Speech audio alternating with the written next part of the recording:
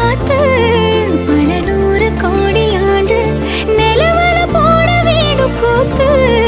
அடியே கூட்ட தாண்டி பறந்து வா வெளியில